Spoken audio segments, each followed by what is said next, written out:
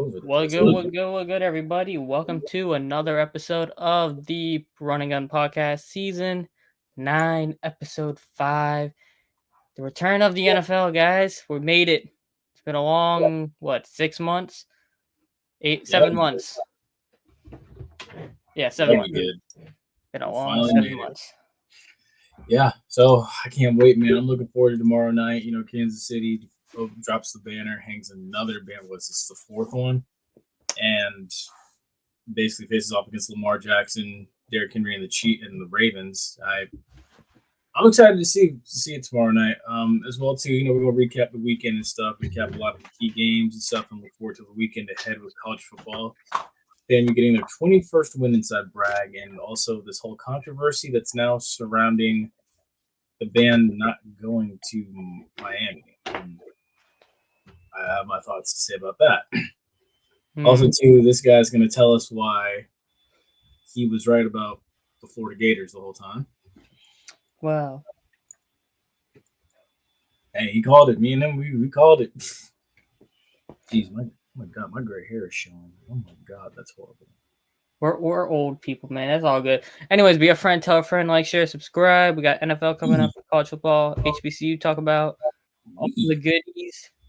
The preview, the pregame video, I'll be doing that, but we'll talk about that at the end of the show. What we? Talking about some we getting up, sir. You just became able to go inside bars and drink. You are young and fit as a fiddle. Don't do that with me. Don't do that with me. Y'all see what he's trying to do? Y'all see I'm being nice. I'm saying we're both old, bro. It's all good like that. My hair's looking like shit right now. Anyways, let's run this intro and get going. Let's go.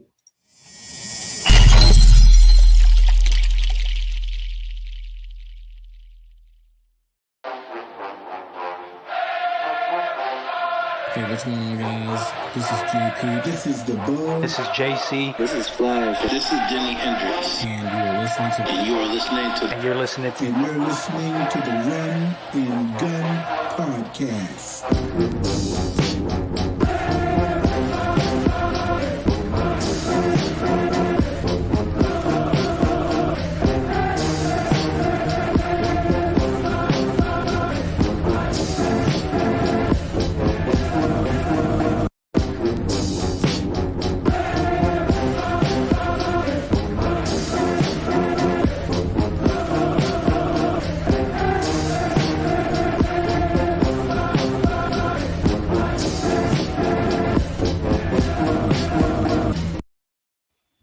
All right, let's get into it. Yeah, let's get into it.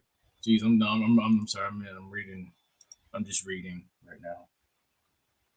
So. Anyways, FAMU eked out another close game. I'm sure everybody who's a Rattler fan has had high blood pressure to every game since February. The last 3 games have all been very tight for them. Look, I saw that coming, dude. I figured, like, I knew right out the gate, like, it's a MEAC opponent. MEAC is Smash Mouth football, jawbone football. You're gonna be in for a dogfight. For me, it's the people from South Carolina State saying, you know, well, referees kind of hosed us and stuff. Dude, you had 10 penalties for 65 yards. Damn, you had 6 penalties for 65 yards. You had the same amount of penalty yardage. Good evening. How are you, Cap from Tally? But I mean, yeah, like, dude, I don't get what the folks from Orangeburg are complaining about. My thing is, you need to stop complaining. The game's over. You lost. Move on. You have a Citadel team that's coming in that's looking to make you 0-2. And after that, let's see who else do they play. After that, you play Georgia Southern, so you're staring 0-3 in the face right now. So I don't know what they're complaining about. But I like what I saw, though. As far as passing, Daniel Richardson, 282 passing yards, 23 of 38, 3 passing TDs. Best quarterback in Tallahassee. Oh, yeah. Man, look. Who is the more precise and accurate thrower of the football? I will say that. Bingo. I wonder. Anyways, yeah, FAMU Offense was solid. Started off slow again though. Yeah, no, that has to change, man. They got 2 weeks. I don't expect it to look any better in the next 2 weeks. So you gotta have it be ready next 3 weeks. Well, because you're gonna have a bye week. Oh, it's the bye week in between the two, Miami and Troy. Okay. Yeah, and then September 28th is really when the conference. You gotta be ready for conference play. Give me 1 second. You really gotta be ready for conference play because that's gonna make and break it. Because you did your first job. You went 2-0 to start the season. So that's I figured they would. First one checked off. Second one, try not to get embarrassed too bad. You're gonna get embarrassed for sure. That's no questions about it. But just try not to get embarrassed too bad, if you know what I mean. The next 3 weeks. Oh yeah, Be ready to go for end of September conference play to go. For me, honestly, and I know a lot of people want to throw out there, don't play the starters, rest of the starters. Honestly, dude, I look at it like this. Go out there like you got something to fight for. I don't care the fact that, they beat the University of Florida. They went into the swamp and won. Like, I don't care about That's not really saying much. It's really not. And also, too, Miami's got since 1987, or really, since Bernie Kosar and them came through Miami's got a pretty good track record against Florida. Miami's only lost, what was it, like 3 matchups? I think it was. I think they lost 08, they lost 08 and 2019. I think that was it. Miami has not, give or take the matchups are spread out, but since 2000 even, Miami's fared pretty well against Florida, whether it be in the old Orange Bowl, Hard Rock Stadium, in the Chick-fil-A Peach Bowl, or, it doesn't matter. Gainesville, Miami, Atlanta, Orlando, or the old Sombrero here in Tampa, they fared pretty well. So I don't care. Go in there like you have the intent to win. Let Daniel Richardson go in there and play against fast competition. If I'm a guy like Kendall Bowler or Daniel Richardson, Kelvin Dean, I'm hoping I get a significant amount of playing time against these guys. This is where you make your money. This is why you put film on for NFL teams. Mm-hmm. So the whole thing of resting the starters to avoid injury. Injuries are a part of the game. Don't do that. If you play for the first half, first 3 quarters, don't do that. Exactly. If you go in there playing scared, that's when injuries happen. Go in there playing like you got nothing to lose. Yeah, we know you have the longest winning streak in FCS football. That likely will come to an end this weekend. Create a new streak of your own. Honestly, sometimes getting your ass kicked, hopefully that's not what happens, but sometimes getting beat makes you better. And just right here for the film. Exactly. Marquise Bell, Isaiah Land, they got in because of the film against top-tier teams. It's not because of what they did in the SWAC only. Exactly. Think about it. Isaiah Land, if he plays against North Carolina, he probably gets drafted. It just happens. So happens he got caught up in a fiasco. Out of his control. Exactly. So he's on the roster. I don't think he cares anymore, but still. Oh yeah, no, he don't care no more. He's making money now. But yeah, so my thing is just go in there, fight. One thing I hope to see tackling improve. Hopefully a game like this kind of shows what this front seven needs to be on their P's and Q's. You need to be on your P's and Q's. I like the fact that you have. Let me see, where is it? Let me find it. I like the fact that you now have Kendall Bowler, and you have someone that can go opposite of him now that can make plays. Let me see if I can find that kid's name. Trying to find it. Where is it? Well, when you say that, I would say also, crap, my cord got unplugged. Anyways, I would say that Cam Ward, he's going to be different than what they faced so far. He's just a different animal. 100%. Imagine Jalen Daniels, but it was actually competent times 1,000. That's what Cam Ward is. Dude, I'm telling you now, Cam Ward is the best quarterback. He's already going to be a day 2 pick at the latest. Yes. That's a guarantee as long as he doesn't suffer like a significant injury or anything like that, like Jordan Travis. I agree. And he is on the way to play himself into a day one pick. He's trying to be a first round pick right now. So he's playing with a chip on his shoulder, and he's going to try to stat pad. So if you're FAMU, not secondary, you need to make sure you're playing all 60 minutes of what you're doing for your pride, but also for your film, like everybody's been saying. Because you didn't want to go there and just say, "Oh, like we just lie down because it's a big behemoth." Like, you know what I mean? Yeah. You don't want to just lie down like a sad little puppy. You want to go and show you're not a pushover. That kid, yes, I just actually found the picture too. Michael Opong. I like that kid a lot. He's excellent next opposite Kendall Bowler. He's excellent.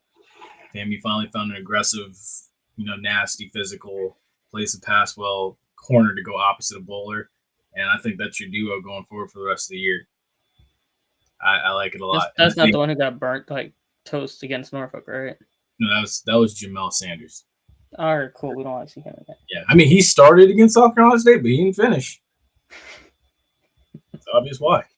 But again, I like the move they made there. So hopefully, God willing, everybody gets through this game healthy, and you can move past it, and you can go into conference play. Well, because I mean, look, I've already said these next 2 weeks, these next 2 games are gonna be rough. My soul's already prepared. Which also too, and your FAMU fans, don't overreact and say, "Oh, the sky is falling. We're doomed. We're not going to do anything." This is just how the schedule played out.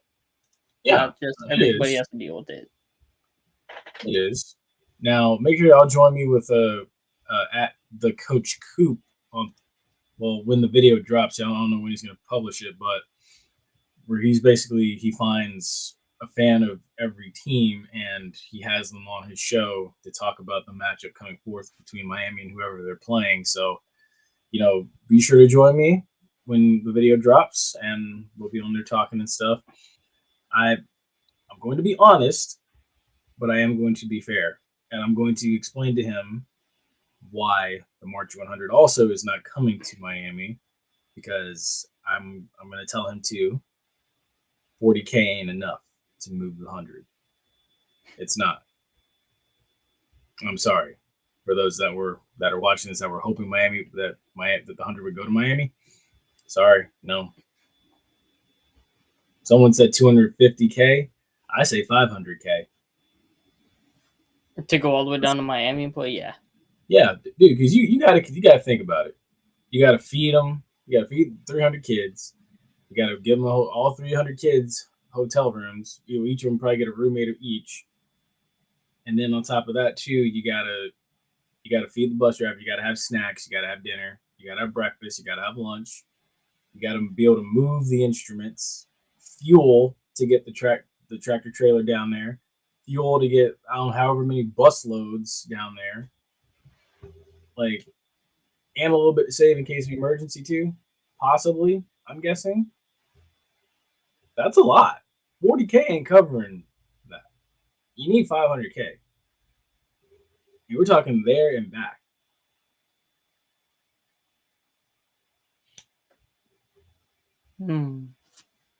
Just think about how much a college kid eats in one day. Mm-hmm. I'm just saying, dude, like. And Miami ain't cheap.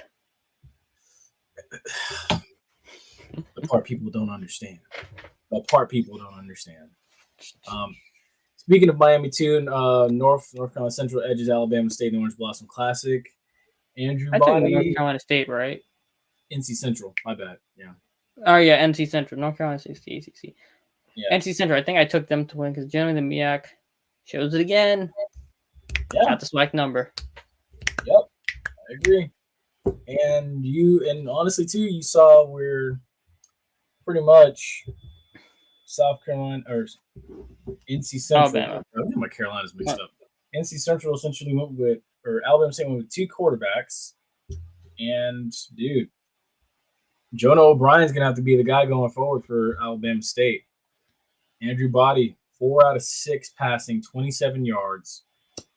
Jonah O'Brien, 5 of 11, 61 yards, 2 interceptions. They didn't even throw a touchdown pass. They scored. Okay, did Body get hurt? He did. Yeah, that's what I figured. I'm like, s- jeez, I thought the Did guy you was see the rough. game? No, I saw bits and pieces, not like the full thing. I followed it on my way back from Tallahassee, and then what I did was once I got home, I saw the last 5 minutes of the game. I see Andrew Body running off, holding his hand. I'm thinking, oh my gosh, he broke his hand because it's just the way he was bent over holding it. I'm like, oh my gosh, oh my gosh. It's either that or he messed up that shoulder. One of the two. I'm like, maybe the shoulder was already messed up, but if he broke his hand, like that's That's a horrible. wrap. It is. So yeah, now he's probably done for the season again. So if he is done, he finished with 27 passing yards and 134 rushing yards on 15 carries and 2 touchdowns. His legs kept Alabama State in this game. You take away his legs, Alabama State loses this game 31-10. Dude, no other running back scored a touchdown. Their other two scores came off of, what was it? A kickoff return. A kickoff return and I think an interception or not an interception, like a fumble recovery for a touchdown, I think it was. Mm-hmm. So yeah, dude. Yeah. Oof. Alabama State and Eddie Robinson better think of something quick. Mm-hmm. That game against Miles this week ain't gonna be easy either. It will not. Yeah. They should have a game plan ready. I mean, if it is the other guy coming in, just hope the running backs show up. I will say the preseason favorite, I don't think is going to repeat this year. Or not repeat. I don't think the preseason favorite's going to win the conference this year. Sorry. I could have told you that without that anyway. But anyways, moving on. Another TCU in the SWAC, who I found this one actually hilarious. If your body and your hands broken, you can your medical redshirt and hoping to pop in the portal. I mean, technically, Honestly, based off of what that kid, that tight end in Miami's done, he's got 9 years of eligibility off of it. I mean, you could, quite honestly. You'd be going into what, year 5 now. So I mean, the only thing I can say is hopefully the kid got it. I mean, if your hand's broken, your season's not done, but majority of it is over. I mean, hand, if it depends on what it is like 6 weeks. I'm actually gonna Google that. I've actually heard 8 weeks, but let's see. But even if it is 8 weeks, that puts you at what, November? Okay, that's kind of pushing it. So mild fractures take about, with a splint, to heal in 3 to 6 weeks. Severe fractures may take longer to heal. Metacarpal fractures, depending on what it is, several months.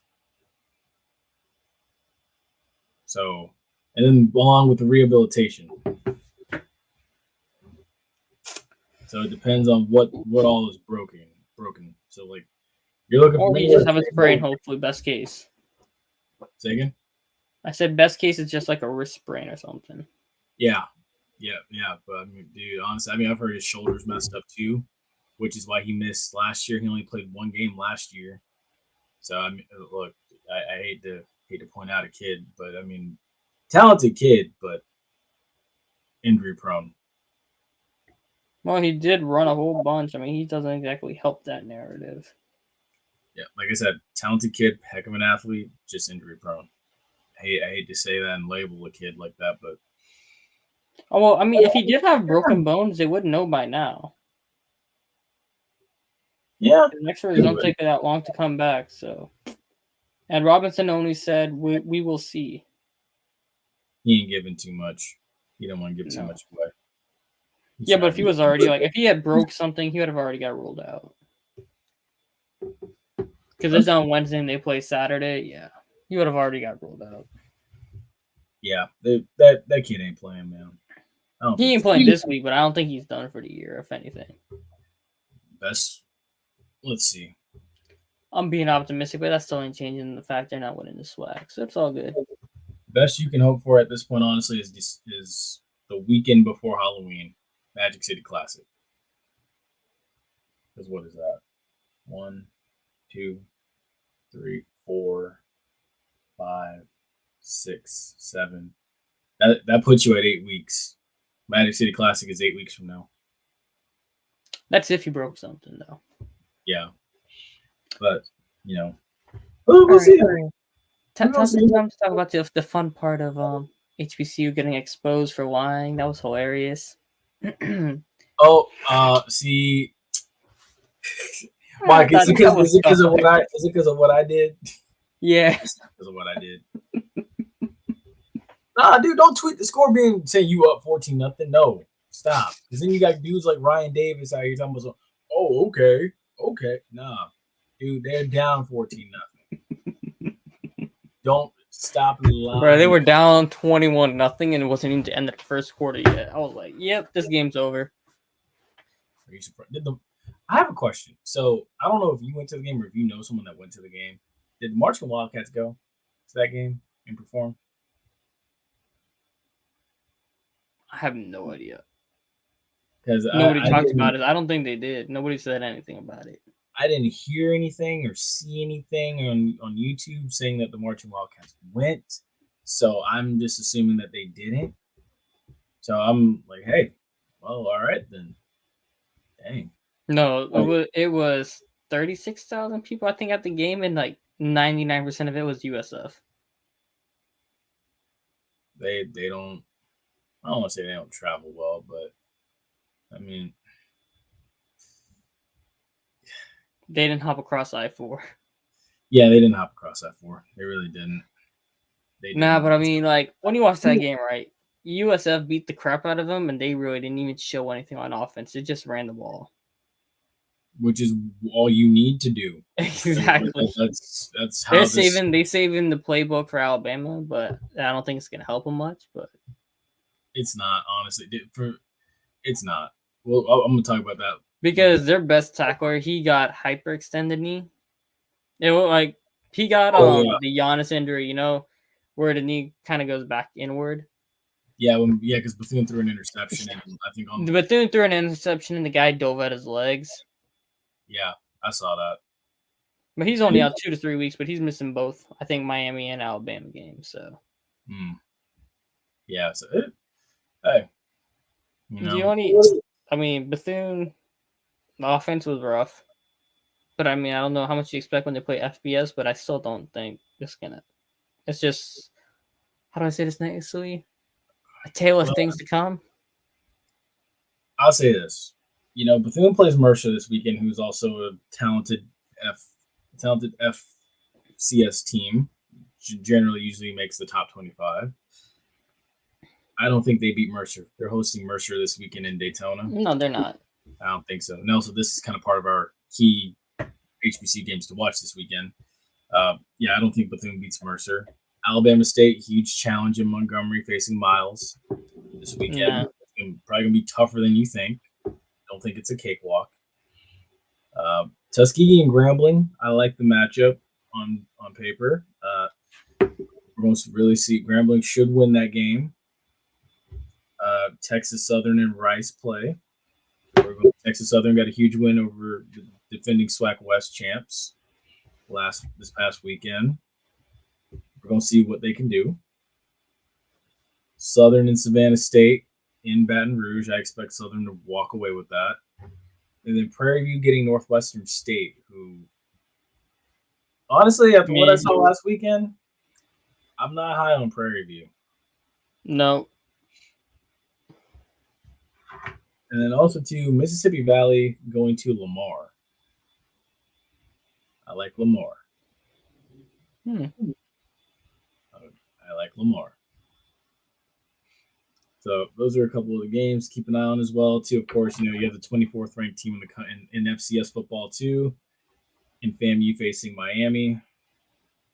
I guess I can, since I won't be doing the pregame this week, and Ace will, I guess I'll give my score prediction for the game and let Ace hold it.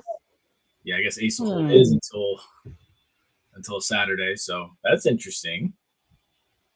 Yeah, that's going to be a fun one. Y'all take it easy on this, man. Okay? Take it I'm going to try to be positive on that game, but god damn, it's going to be ugly. I'm going to give you some stuff to help you be positive about it.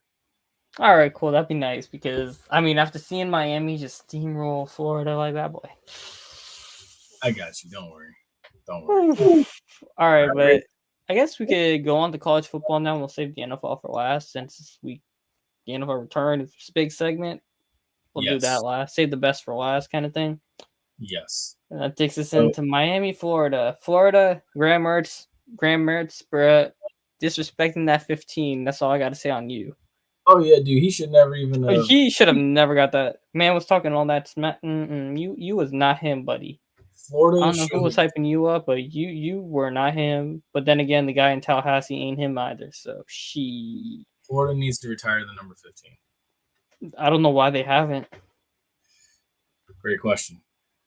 Great question. I mean, technically, what a lot of teams will do is, depending on this, whoever how talented the person was, they retire the jersey of that player, but not the number.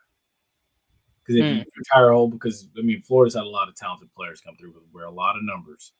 If you retire every number, you wouldn't have any numbers to wear. That's kind of like what Florida State does. Like Florida State, Florida really hasn't had like a great player in the last like 10 so years. but you got to think though. Like think about it. 11 is still worn. So like for example, 11 is Steve Spurrier, Yeah, trophy winning quarterback. His jersey is retired up there like in the rafters at Florida Field, but not the number. 15 is up there in the rafters, but not the number. okay, if you're gonna let guys wear the number 15, just make sure they're like decent and Yeah, they've like actually like won something. or just don't put it at the QB position. Like for example, Lucius Purifoy was a pretty talented defensive back. Like give it to a wide receiver or running back. Exactly. Or like for example, you know, who was it that was pretty nice? Number 5, Joe Hayden. Like he was a pretty sick athlete. 51, Brandon Spikes, pretty aggressive linebacker. Once he got off his rear end and started to make plays. So, I mean, I collect that from Swamp Kings, like first and foremost, primarily. So I mean, like it's the same thing same thing works at Florida State. Like one thing I will say, the disrespect to the number 4 at Florida State, because I mean, a lot of legends wore that number. And I guess this is kind of like fits in with this. What the hell is wrong with Florida State and Florida? Like 4 has been worn by like some really good players, Corey Fuller, Dalvin Cook, Anquan Bolden. Like, dude. And then DJU comes in here and just starts wearing number 4 and doesn't do anything with it. Are you disrespecting to the legacy, man? I don't know. How do I say this nicely, right? Like I want to give DJ like the benefit of the doubt, but man, some of them throws he was making, like he was making it at Oregon State. He is not making it at Florida State. But also, it's like you look at that box score, bro, and I just see like also when you're watching the game, it's like Florida State cannot run that ball. They like legit cannot run it for their life. 21 rushing yards. And you can't ask a quarterback to succeed when they have no running game, unless he is the running game. And DJ Uiagalelei is not that guy to run the ball like that. I pointed it out, dude. Like you go back and you look at a lot of, especially that play Jordan Travis made against Florida in 2022, I believe it was. Yeah, where he rolls out, scrambles and slides in to like the goal line. It got ruled not a touchdown, but it was like on the 1-inch line. Like a play like that, when the play breaks down the offensive line, when the protection breaks, Jordan Travis was there to bail you out. You do not have that with DJ Uiagalelei. He is not going to extend plays like that for you. You need to scheme or adjust this offense, do something in this bye week to fit this offense to his liking. I don't know who the backup quarterback is, so it's probably going to be who? Brock Glenn, who played in the ACC championship. Oh, yeah, that guy who got embarrassed the hell out, right? Yeah, he played at the tail end of the Florida game because Tate Rodemaker got hurt. And then he played he started the ACC championship, and I know what you're talking about now. Yeah, I beat him out in NCAA for the Florida State starting job. That's hilarious. You ain't all that. Anyways, what DJ, right? Like the ball he threw that everybody killed him for, right? He threw that back pylon. Like, I mean, that's technically where you're supposed to throw it, but he should have seen, okay, there's nobody else there. Just throw it in where you don't have to throw that ball to the back pylon like you normally would because it's not a tight window. And that receiver broke that route out hella early, which I don't know why nobody's talking about that, but whatever. So, like, that ball is like, if the route was a corner run, that route was run to the back pylon, that would have been a touchdown. That route was a, like, semi corner route where it's like he broke it off instead of going like all the way to like this, he broke it and went like this. And the ball was up here. So that's miscommunications on top of a bad decision of where to put the ball based on your situation. He's not in my opinion, he's not a precise passer. In order to have precision, you have to see what you have and know where to put it based off what the circumstances and variables given to you are. That's what separates guys. Because somebody could be a precision guy. Like, they can have good accuracy, but if they predetermine where the ball, like, if predetermined wise, they could throw it to that spot. But you also have to know where other guys are to fit it into certain spots that are different than what you have predetermined. Someone mentioned it to me that, like, his release is not the best. And which I agree, it's not. I mean, if you want to see a good release, go look at the Walmart Mahomes up in Nebraska. Honestly, yes. Watch, I can't even call him Walmart Mahomes, man. I mean, he looks actually kind of decent. I know everybody calls Spencer Rattler Timu Mahomes, so I guess he would be what, Target Mahomes? Timu Mahomes? That's what people call Spencer Rattler. Oh my gosh. Y'all are going crazy with this. I mean, I call it Anthony Richardson, Walmart, Jaden Daniels, so I can't really say anything. You didn't see that man play. Okay, but I said that back when Jaden Daniels was at LSU, though, and Richardson was at Florida. So you can't jump me on that one. Fair. That's fair. But with Florida, what's wrong with Florida? Billy Napier, he ain't him, but I don't think he's not getting fired until probably like October. If he loses to UCF, which is a strong possibility. I don't know if he gets fired for that though. But I mean, that's going to be what DJ Lagway's first start or second start. No, Lagway's starting this week against Sanford, so second start.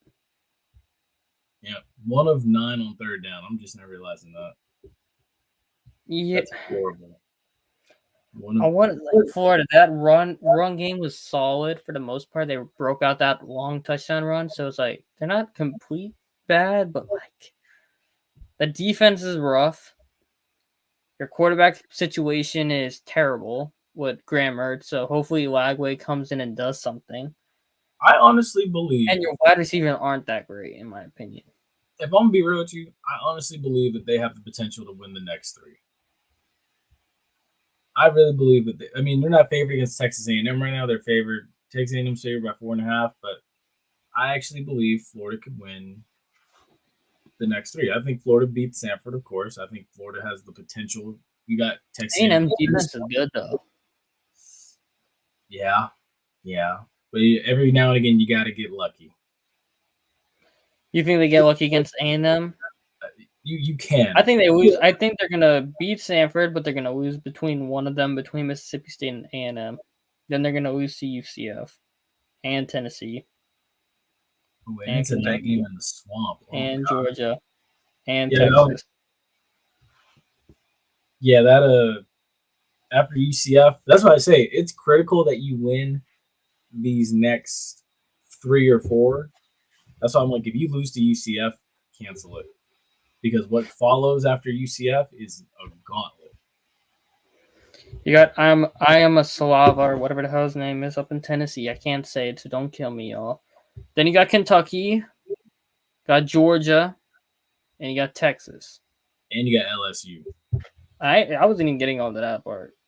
Yeah, LSU. God damn, you want to get into that team? Jesus Christ. And And then you got Ole Miss. And Flash was showing me this the other day. Someone was saying like Florida needs to go after Lane Kiffin, and all these Florida fans are like, we don't want Lane Kiffin. What has Lane Kiffin ever done? I'm like, bro, what the hell? The last couple head coaches you guys have had in the last 10 years have ever done? At least Ole Miss has been competitive. Florida hasn't been competitive the last 3 years. And was it Dan Mullen was throwing shots? That was hilarious. Was Dan Mullen, right? Say again. I mean, wasn't it Dan Mullen was the one who was retweeting it? Oh yeah, the fact that Florida had a he was, that was hilarious in my opinion, but he was retweeting. It's like, bro, why Florida hired this guy? I mean, Dan Mullen was kind of like, how do I say this nicely? He was consistently mid. It wasn't like he was great. He was just kind of meh. In terms of college football standards, he was mid. Like Billy Napier's ass. There's a difference. So yeah.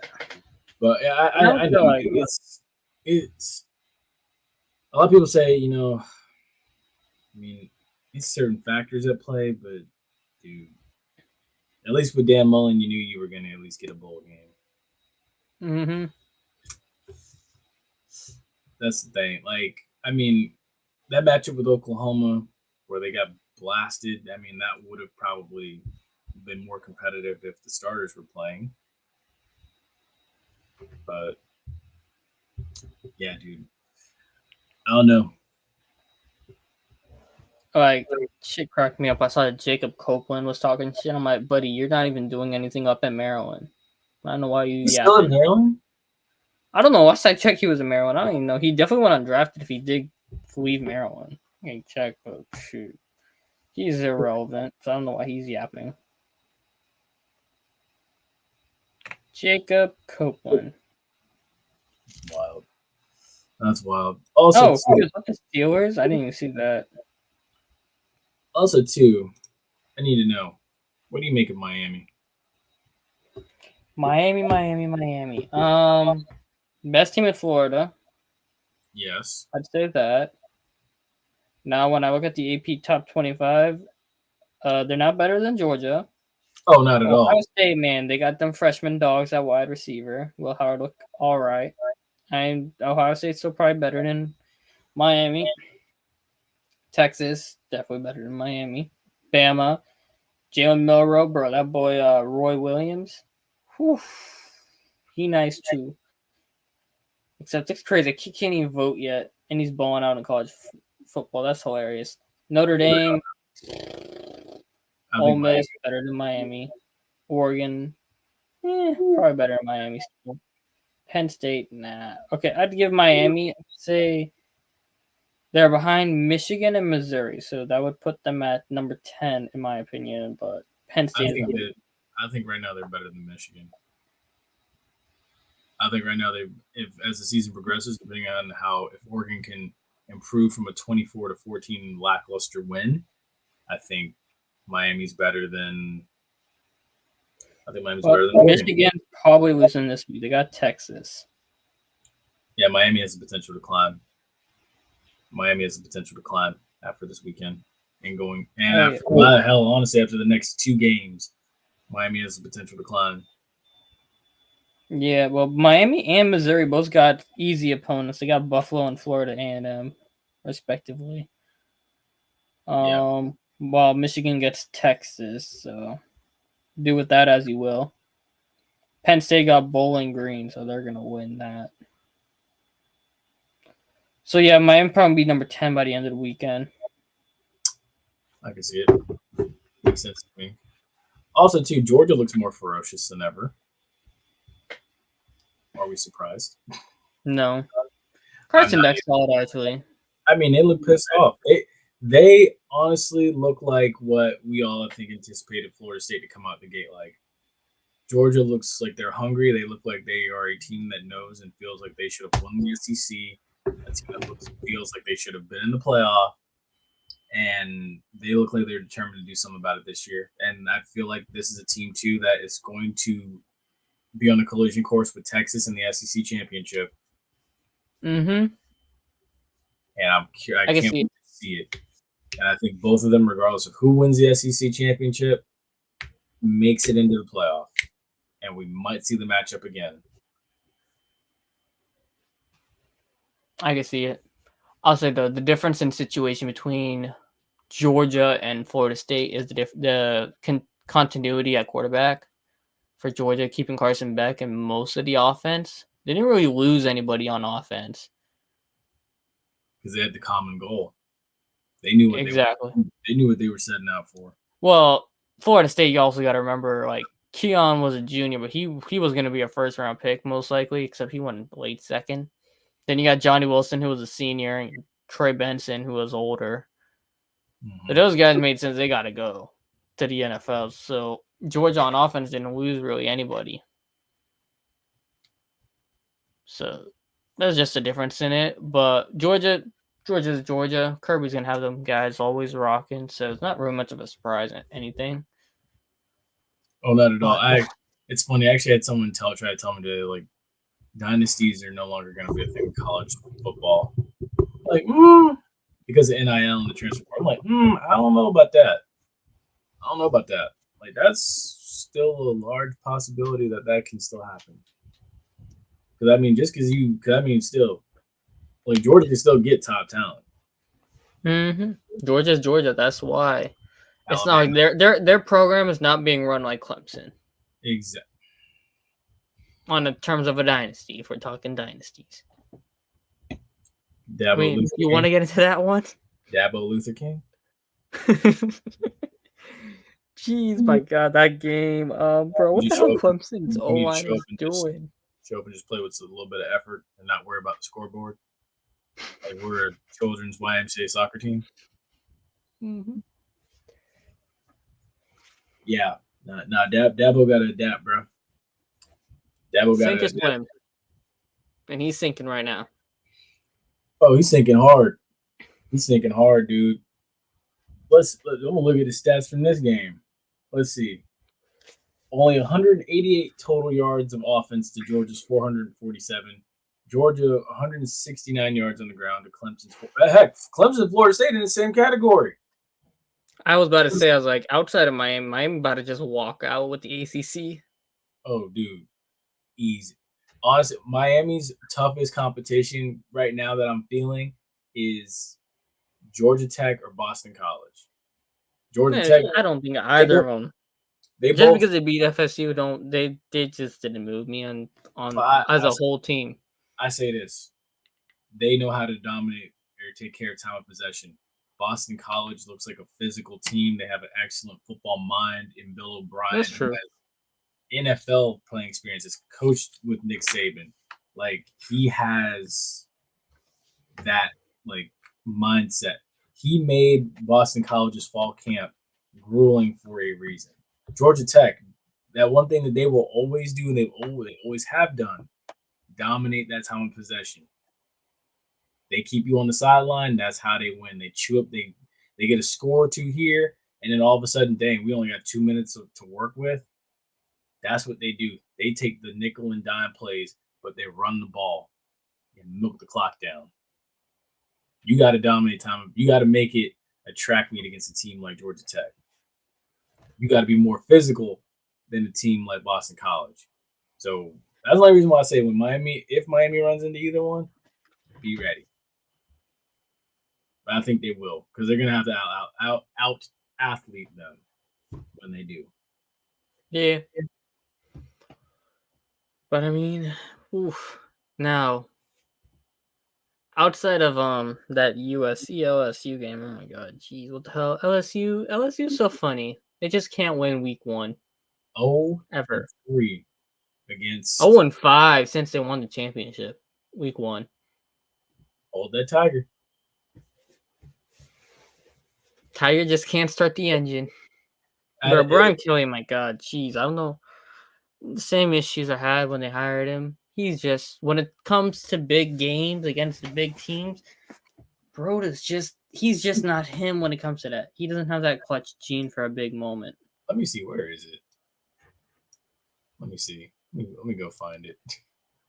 And especially how they lost quarterback talent recently is just the way how Nussmeier played for the most part. It was just like, oof, especially when you watch Walker Howard kill it in Ohio State this week. It was just like, oof, Brian Kelly.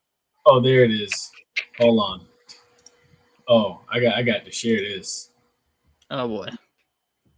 Wait. I got to share this. Hold on. Oh man, wait. Dang it. Here we go. Things ain't been right. We should have known when this happened. Let me know when you can see it. Can you see it?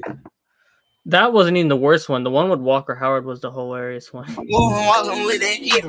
Look around, stay low, make sure they don't see you. Catch some bad, walk down, face them with that heater. The devil under your feet, you're on your way to see him. Stress me when I can't sleep, bang out when I see you. Play with me, you can't sleep. We got into the sea. They cringe back. Your shit soon as they face you. You won't have no space, we in your section till we spray you. This is the part that was killing me. Well, wait. Let me see. This Right part, here. like, when it was going like He this. did this. Oh my god. What kind of shit is this? And then, of course, there you go, right there. There you go. I'll say Miller Moss though. He's solid. That guy nice over in USC. Oh yeah, dude. Honestly, I will say USC looked physically like. It's so up to funny. par. Paul Feinbaum is batting 50% right now. Yes, old grumpy loud man, loud and wrong. Well, he was as of right now. He's right about Florida State, but he's wrong about USC. Now, to be fair, FSU can go into this bye week, reset everything, and just come out and annihilate everybody the rest of the season, but it's highly doubtful. Yeah, no, honestly, USC needs to be able to. They need to go look themselves in the mirror and reshape that offense because you can't be getting 20 yards rushing. Yes, no, I agree. But USC, on the other hand, it's they came out, they were sharp, they were ready. The wideouts looked nice. Miller Moss was sharp with his throws. He's a senior or a junior this year? I think he's a junior. Who, Miller Moss? Yeah. Let's see. I think he's a junior. People saying he might have a Joe Burrow year. I'm not entirely sure about that far, but he did look nice. So currently 22, yeah, he's definitely probably eligible for the NFL. He's actually currently a redshirt junior right now. Yeah. 378, one tud, but last year he had 7 TDs and 1 interception, rushed for 32 yards on 4 carries. Yeah, but he also had 5 of them in the one game, the bowl game. Yeah, he was named Holiday Bowl MVP for most TD passes, 6. So he could be solid, I guess. I'd see him keep playing like how he did this week before I say anything crazy with him, but it's USC might be in better shape right now than when they were with Caleb and how he played. To win, yeah. I mean. Yeah. I could see it. Because Caleb tried to do too much to win because USC didn't have much on defense. Somebody mentioned that it's interesting. It's funny how Florida, or no, Miami, USC, and I forget the third team someone mentioned, but they were it's the 90s again.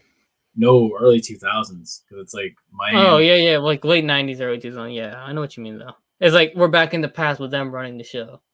Yeah. Oh, and Texas. Someone's Miami, Texas, and USC are all good again. This feels like the early 2000s, and quite frankly, well, if it's the early 2000s, then USF beat them, Bama.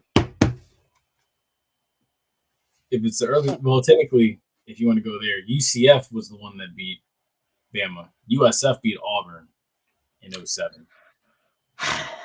We're gonna be like this. I'm just saying. And while we're at it, I'm gonna go ahead and pull up. Hey, but the early 2000 Bulls were good too. It's not like it was just 07. Just wasn't They were. 07 only. I was there when they upset Florida State in 09. I was there.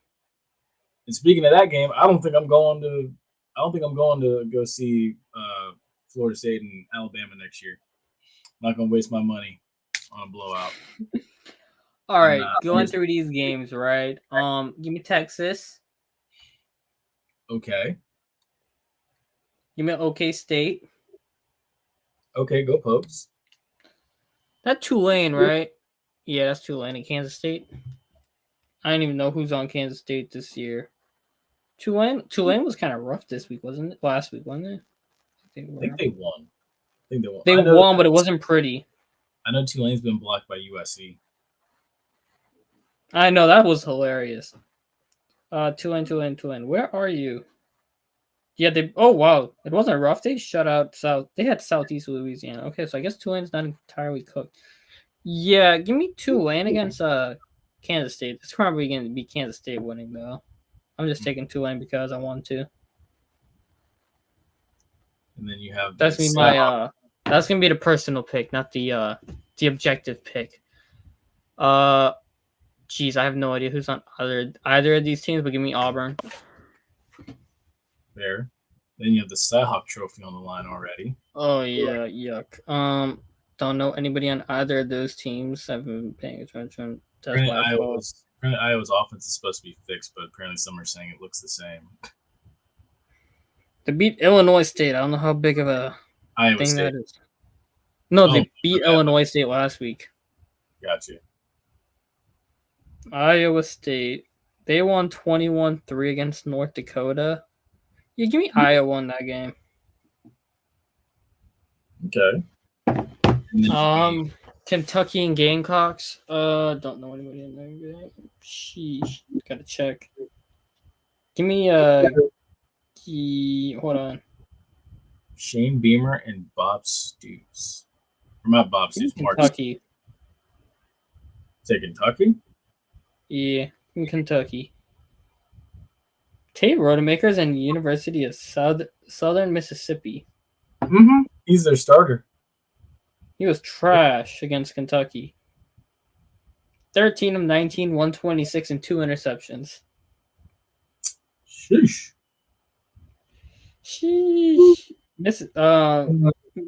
South Carolina beat Old Dominion by 4. Jeez, this quarterback sucks. 10 of 23 for 114 yards. Running game is solid, though, actually. He's a better runner than he is a passer. Oof. Yeah, still give me Kentucky in that game. Fair. I'll save that game for the preseason breakdown. Or pregame? Or not preseason, pregame breakdown. He's saying preseason. Oh my god. Anyways, that's Grambling and who? Tuskegee. So you have a D2 Tuskegee. That's what I figured. Yeah, Grambling. Alabama and Tennessee. Maybe something Grambling got upset. That'd be hilarious. And you're just sitting here like, damn. Oh well. See, I'm 0-2 since I said I was 6-0 on Saturday night. That was hilarious. All right, so you said you're going with Alabama and Tennessee? Yeah. I want to take USF, but I already took the Tulane pick. I will say USF covers, though. Fair. I was going to say I might refer you to that guy when he goes looking for a USF fan. Oh, great. He's gonna ask me somebody, do you know any USF people? I'm just gonna be like, hey, I know Ace right there. I would give him Flash's number, but I don't think that he wants to talk for 30 hours with Flash. Okay. Moving on now to the part that we all been waiting for. It's already 8:56. If you're on Instagram, move over to YouTube because now is where the fun begins. Yes. We saved the best for last, everybody. Sorry for that. If you had to wait an hour just to get into the title of the episode, I guess that's kind of our fault. But we were also talking about very important things. But now is the most important thing. The NFL returns tomorrow night. Taylor Swift and the Kansas City Chiefs take on the Baltimore Ravens and Lamar Jackson. Oh, you didn't hear? You didn't hear? Oh yeah, that whole thing was fake or something like that, right? Wait. What was fake? Because I heard something. Somebody was saying that whole Kelsey Swift thing was fake. I don't know about that. I heard they were about to break up. That's what I'm saying. It was like a fake relationship or some shit like that. Probably for clout. We sound like two gossiping females now. We're talking about those two. Hey, I mean, the NFL had the intro video, and it had 3 appearances of Taylor Swift in the first like 30 seconds. I was like, jeez. Anyways, fine. Patrick Mahomes and the Kansas City Chiefs take on Lamar Jackson and the Baltimore Ravens. Nice. Yeah, that game. I'm taking the Ravens only because the Chiefs start slow. I would agree, and it's going to have a huge impact on the playoff field. Yeah, and the Chiefs are going to beat them in the playoffs again. That's how it always goes. Because what? I will say this: we said this in the preseason breakdown. I said whoever wins this game, gonna lose in the playoffs. There you have it. Unless it's a situation where it's highly unlikely, but when Cincinnati beat Mahomes like 3 times in a row or something like that. Mm-hmm. I could or see 2 times. They beat him in the regular season and playoffs. That was like one of the few times that ever happens. Mm-hmm. Yeah, I'm hoping that's not the case. I mean, I want to. I would like to see somebody else from the AFC get there, but I mean, hey, we'll see. Chiefs gonna have a hard time tackling Henry and Lamar though. Yeah, it's gonna keep him off balance. I'm hoping Derrick Henry does come through for the sake of my fantasy team tomorrow night. Are we playing each other again? We always be playing each other. Speaking of that, we have a draft in 30 minutes. Don't forget. I got you. Anyways, but yeah, Zay Flowers, you need to just show up, get your head out your ass, saying that nicely, as nice as I can, and stop, doing dumb things when the game's on the line, and keep your head focused, locked in. Please and thank you. That's all I got to say on that. Mark Andrews, stay healthy. Ravens defense. I'm interested to see what Nate Wiggins does. Really hyped up about him. He should be good next to Marlon Humphrey. Kyle Hamilton in next year of development. He was good last year. Marcus Williams, stay healthy and remember how to tackle and not dive at people's legs when they're up in the air. That'd be nice. Mm-hmm. Roquan Smith, you'd be fine. Ravens defense should be fine. Chiefs secondary is the issue. I want to see what they do since they lost with Jarius Sneed. That's going to be interesting to see how they do that. But on offense, it's going to be a new wide receiver core again. I mean, well, 2 big pieces are there, Rashee Rice and Travis Kelce, but you got new supporters. Gone is MVS and Kadarius Toney's brick hands. In is Xavier Worthy and his midget body and brick hands. Hopefully he does good. Who else am I forgetting? Oh yeah, Juju Smith-Schuster with 1 leg. That would be interesting. Golly, dude, sheesh. Now, on all seriousness, Juju should be Juju should be fine. I think him with Mahomes should be rejuvenating for him. New England was a death sentence for anybody last year. That offense was hideous. So Juju hopefully gets a shot of that Andy Reid Mahomes magic. They'll be fine. Pacheco, he's good. He'll be fine. That Samaje Perine pickup's interesting though. I want to see how that works out. But otherwise, this game, yeah, I still think the Ravens are going to win it just because the Chiefs start slow. But Mahomes will get them back in the playoffs. Most likely, anyway. Also, too, I saw Darius Slay say that, and this is why I think the NFL does not need to go back to South America after Friday night. You have him basically saying, they tell us we can't go anywhere. We have to stay away from certain places. We can't leave the hotel. Our families, Darius Slay was like, I told my wife don't even come, which I understand. I mean, but you play these international games so you can kind of like do a little bit of like enjoying yourself, be a tourist, see the sights. You can't really do that right now. If you're either team, give or take, you're on a business trip. But I mean, yeah, NFL doesn't need to go back. Brazil of all places, yeah, Brazil is just rough. Brazil, Colombia, like those two countries within South America, you don't need to go back to, or you don't even need to attempt to go to South America in general. You're better off going across the pond. Or even better, here's a better solution. Outside of Mexico City, which I thought was okay, stay your ass on the mainland. Just stay in the United States. You know how simple that is? You know how easy it is just to play this game in Philly or play this game in Green Bay? They're just trying to expose the brand, though. That's what they're trying. The hell with that. The brand's already been exposed. The brand has already been exposed. You've exposed it internationally. You have already done what you need to do. The brand is across the pond. You had a strong league with the NFL Europe. That ain't really what it. I don't even think it even exists anymore. Like, dude.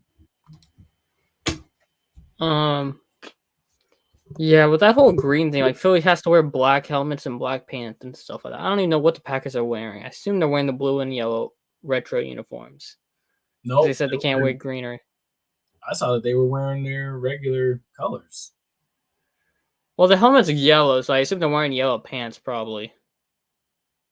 Never seen Green Bay with a yellow pant. Wait, yeah, my bad.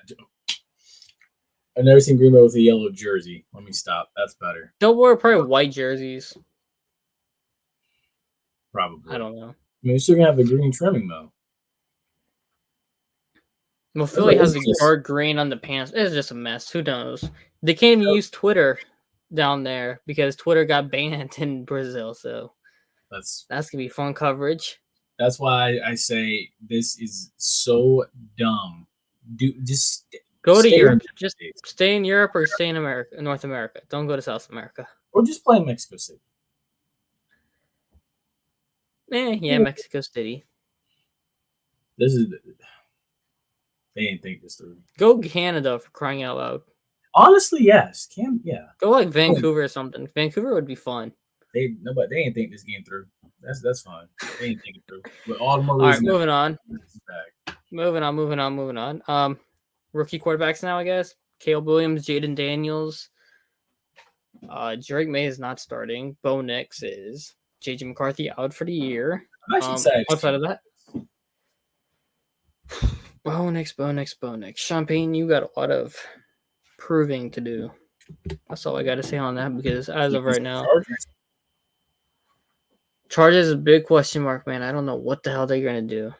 They can either go in there and light it up this week or they're going to absolutely shit the bed. It's going to be one or the other, and it's not going to be a close game.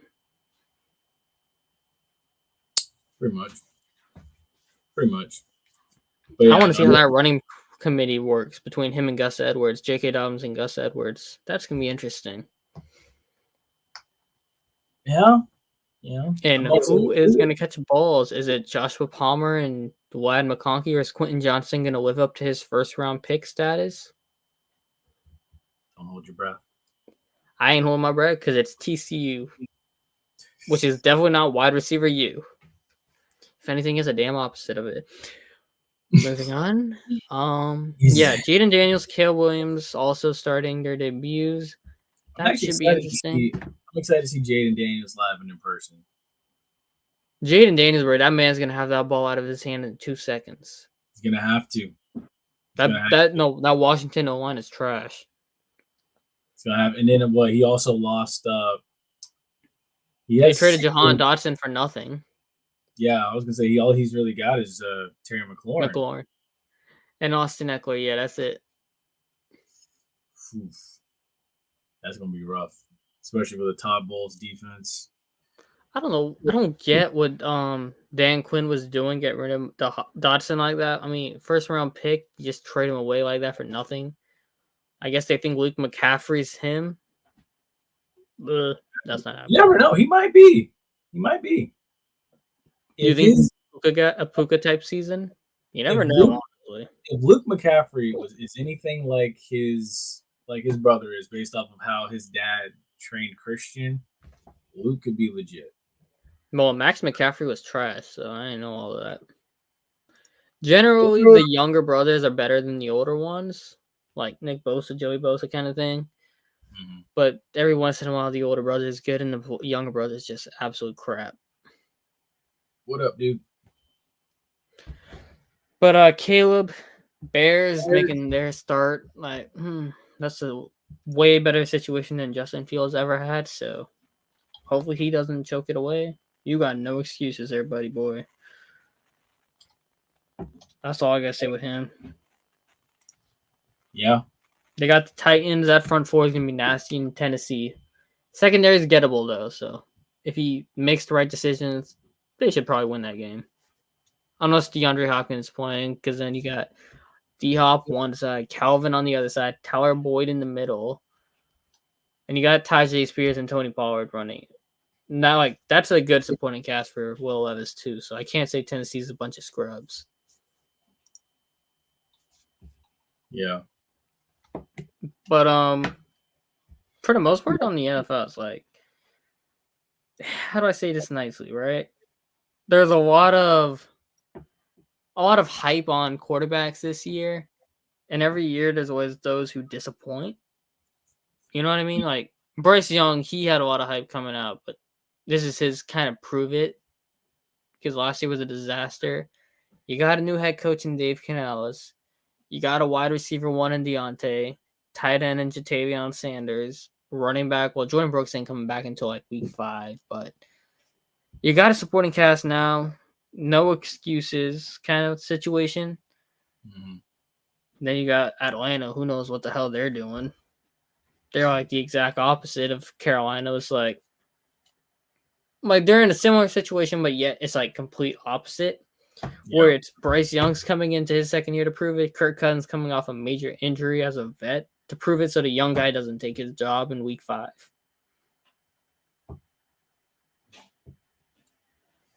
Yeah.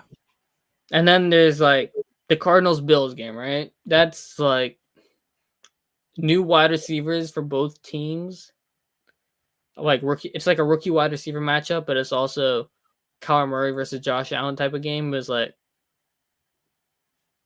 that should be a good game, but then there's also the potential just to be a Cardinals slaughter of the Bills kind of game where it's like, well, Cardinals are legit and the Bills are going to be like terrible. I doubt it's going to be the other way around where the Bills destroy the Cardinals. So I think the Bills still win. I don't think they're going to destroy them, though. I'm taking the Cardinals in that game. Noted. Keep that in mind. Jaguars Dolphins. That should be interesting. Interested to see how the Jaguars try to hold up Nick Cannon at wide receiver. Sorry, Tyreek Hill. I apologize. Jalen Waddle should be good too. You got those. Well, OBJ is not playing in that game, but you still got some other guys like Malik Washington, I think his name is. Mm-hmm. He's another speedster. Then you got that 3-headed running back room with Mostert, A-Chain, and Jalen Wright. 3 speedster running backs. That's gonna be nasty. But the Jaguars, Trevor Lawrence, man got paid all that money. Tua got paid all that money. Neither of you have been, how do I say this, game changers to deserve the contracts that they've had. So this is the year they got to prove it. Yeah. But then you're like Cincinnati Patriots, where it's kind of the opposite, where like Burrow's coming off his injuries, but you know what he is. Yeah. And Jacoby Brissett is just there holding off Drake May, because the fans want Drake May, but they're saving Drake May right now. They're doing it the right way. Safe way. Mm-hmm. And then I already said the Falcons part, but the Steelers, like Russell Wilson is the exact same situation as Kirk Cousins. They're just holding off the young guy from taking the job. And I think we'll see Justin Fields at some point this season. Mm-hmm. Because I don't know why, but I feel like Russell Wilson's going to cost Pittsburgh that game. I feel. Mm-hmm. I don't know why, but I have this itch.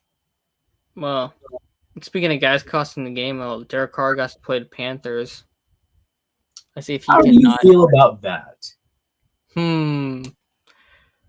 Buddy, I'm gonna say this nicely. If New Orleans loses to Carolina, that city's gonna burn. That's it, and it's in New Orleans. Yeah, like I said, if Carolina wins that game somehow, the city itself will burn. I am like sure there will be like a full riot. Because they're like this close from rioting already. So like that's how little their patience is with Dennis Allen and Derek Carr. Like if Derek Carr throws a stinker, it's gonna be ugly. And they can have a great game and no one's still gonna trust it. So on the flip side, you got the Texans and Colts, where it's Anthony Richardson's 5th career game, and it's CJ Stroud's coming off a Pro Bowl season where he's going to try to cement himself in the top 5 quarterbacks, while Anthony Richardson's trying to prove that he's a competent passer. And knowing what the preseason held for Anthony Richardson, there is not a whole lot of confidence in what he is capable of as a passer. Shane Steichen is a good coach, though, so I think they should be fine. But, you know, Michael Pittman is such an interesting guy. You know what I mean? He's like, he puts up all these numbers and stuff, but I just watch him. He's like, that man is not a wide receiver alpha at all. I got Texans. Texans win that game. Yeah. As long as Stephon Diggs doesn't act up and nuke the chemistry in the locker room. He was voted a captain, so that's a good sign. Vikings, Giants, oof. That's going to be an interesting game.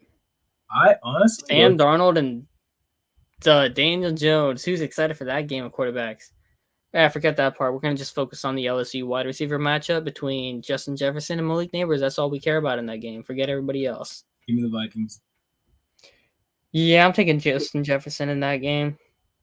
I think Neighbors has a touchdown, though. Oh, yeah, I think he'll get in the end zone.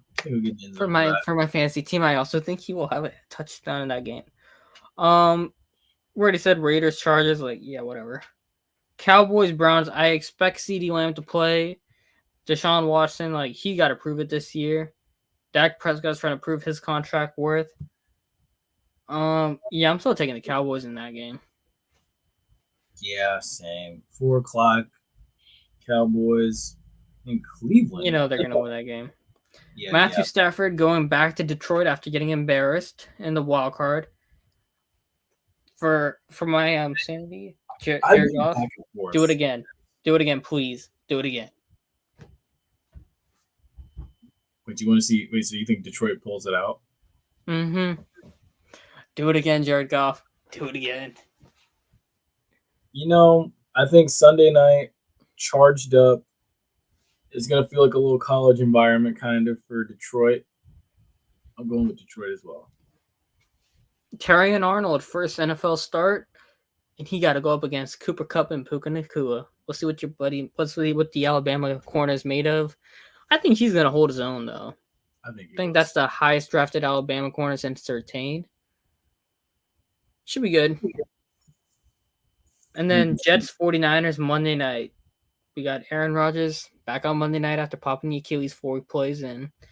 And the 49ers, who somehow are making black magic out of the cap, where they managed to sign both Brandon Ayuk and Trent Williams to massive contracts. But that's also the benefit of having a quarterback on his rookie deal. So I will keep that in mind. So do you think Aaron Rodgers makes it to the 5th series? He better.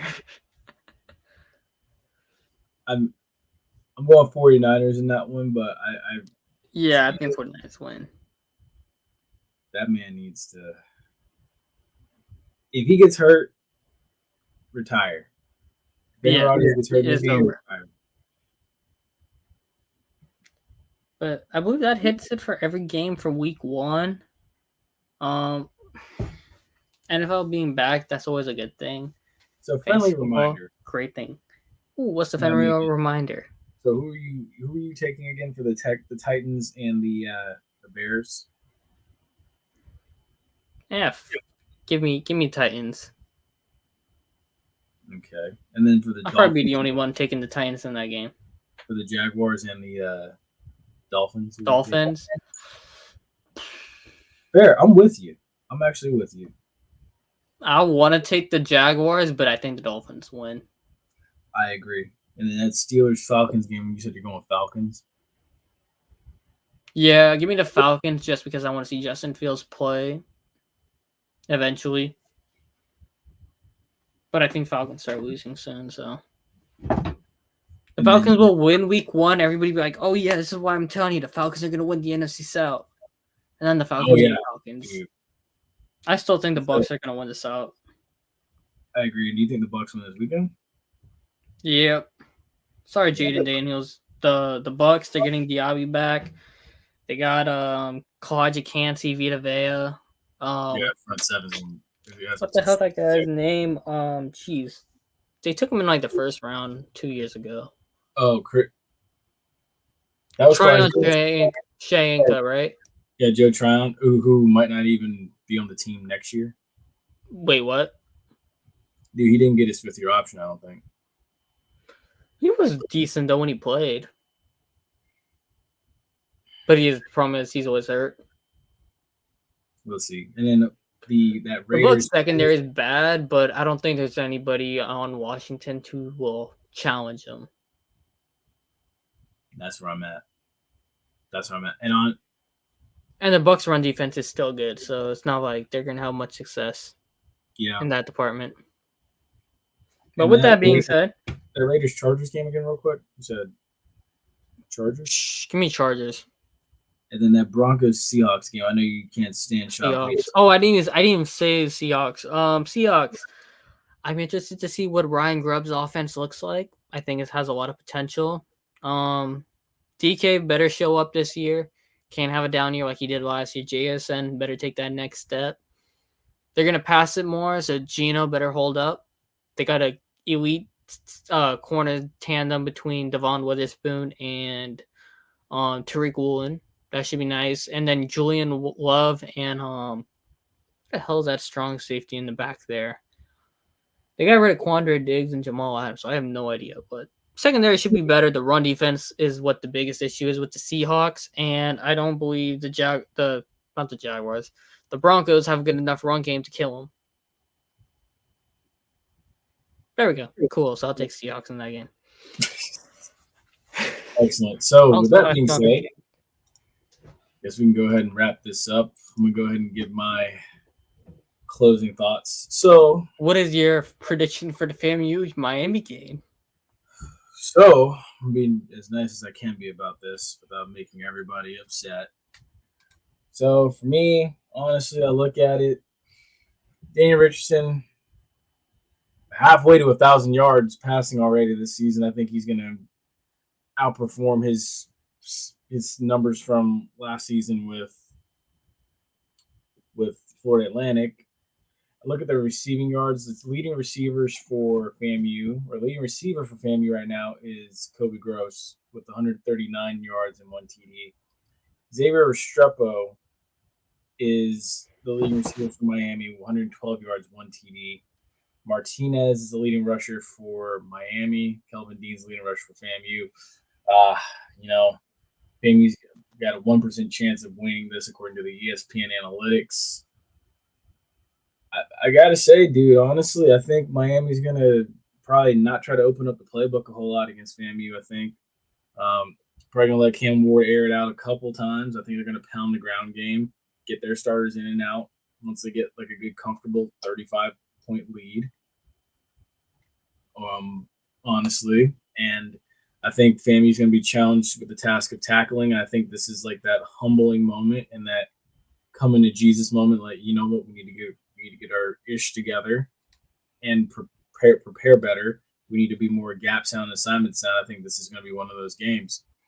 And with that, I think as well too, I think the offense struggles a little bit, but I think this is the eye opener of where the offense needs to kind of realize, like, you know what, we say we need to start faster. I think as a collective whole, we need to really start faster, and we need to dedicate to that and come with that analogy. And with that being said, I think that we get a final with FAMU 17, Miami 52. Say that again? 70 what? FAMU 17, Miami 52. Okay. Pretty generous on the Miami side. You think Miami eases up? Honestly, dude, I think the backups being in for Miami cause it to not be a 60-pointer. Okay, that makes sense. I'm being as nice as I can be about this. I still think this is going to be a blowout, but I think this is where we're headed. I think Dan Richardson is going to probably toss a touchdown or two. I think this is Junior Murtovic's moment. We're going to see Junior Murtovic. So for those of you, I'm sorry. All right, let's wrap this up before I start losing it. Where's Junior Murtovic at? You're going to see him. Where's Waldo? Same place Waldo is. I'm sorry. Oh, anyways, folks, thank you so much for another great episode of the Run Again podcast. This was hilarious. Great time. Yes, I will be on 5 p.m. I might do it earlier or later. I'm not entirely sure. Hopefully I can make that 5 o'clock. That guy right there. Yeah. I will be doing it. Yours truly. First time doing a preview. So, don't kill me off. I've never done this before. I will try my best. I don't know how long it will be. I think truly the 3 backs give. Nah, that's not it. No. You're going to kill one guy in college. Yeah. That's. Unless it's like a Derrick Henry type running back, nobody in college football should be getting 20 touches. Bingo. Because they'll just wear down and then they'll become inefficient. Exactly. But yeah, that being said, be your friend, tell a friend. I will see you guys at 5 p.m. this Saturday. And remember, whatever happens, don't lose your cool. It's NFL Week 1. That is the biggest fraud week. Remember, the Jacksonville Jaguars beat the Indianapolis Colts Week 1 back in 2019, and they lost every game after that. So never forget, Week 1 is the biggest lie game of the NFL season.